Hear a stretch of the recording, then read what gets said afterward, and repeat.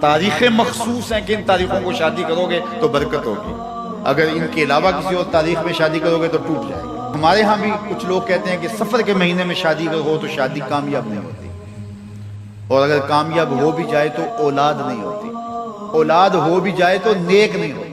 عجیب فلسفہ ہے۔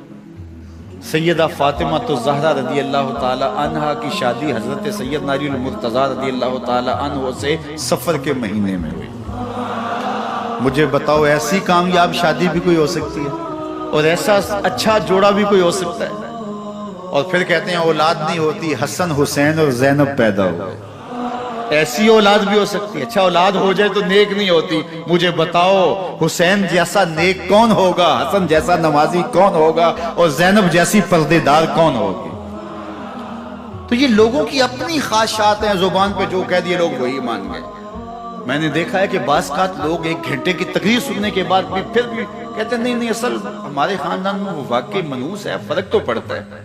جب اللہ کے محبوب نے کہہ دیا لا تیارہ، کوئی منحوس نہیں ہے، نہ دنوں میں منحوس، نہ ساعتوں میں منحوس، نہ افراد میں منحوس، ہمارے الو بھی منحوس نہیں ہے۔ تمہارے اندر کی برائیاں ہیں جو مجسم ہو کے تمہارے سامنے آتی ہیں، اس لیے کوئی منحوس نہیں۔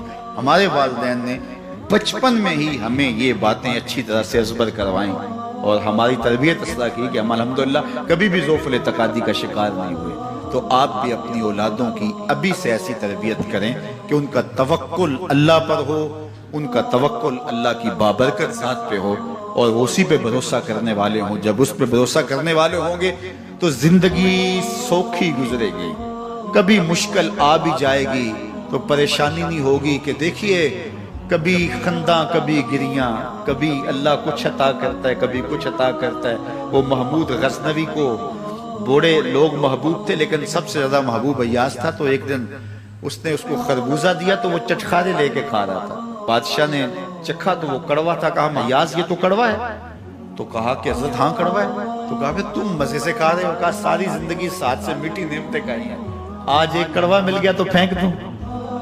جب اس پہ توکل ہوگا تو کبھی تکلیف آئے گی تو بندہ کہے گا کوئی بات نہیں، جے سونا میرے دکھ وچ راضی تے میں سکھ نو چلے ڈاواں، تو بندہ کہے گا ٹھیک ہے کوئی بات نہیں ہے، یہ اس پہ بھی میں خوش ہوں۔ تو جب توکل اس پہ ہوگا تو پھر بندہ اس تکلیف میں بھی لذت لینے کا راستہ نکال لے گا۔ اور اگر یہ ہو کہ اس منحوسہ کی وجہ سے یہ سب کچھ ہوا ہے، پھر کچیچیاں چڑھیں گی اس کے اوپر کہ اس نے یہ کیا ہے، مار دوں قتل کر دوں، اس کو چھوڑوں نہ، زمین پہ رہنے کا حق ہی چھین لوں اس سے کہ اس منحوسہ کی وجہ سے یا اس منحوس کی وجہ سے یہ ہوا ہے۔ کوئی کسی کی وجہ سے نہیں ہوتا، یہ ہماری اپنی بدعمالیوں کی سزا ہے۔ اگر کوئی ہمیں نقصان ہو رہا ہے تو توبہ کریں، اپنے گناہوں پہ غور کریں، کسی سے دھوکہ تو نہیں کر رہے، کسی کا دل تو نہیں دکھایا، ظلم تو نہیں کیا، اپنے ماں باپ کی نافرمانی تو نہیں کی، اور اگر ہمیں خیر پہنچ رہی ہے تو اللہ کا شکر ادا کریں۔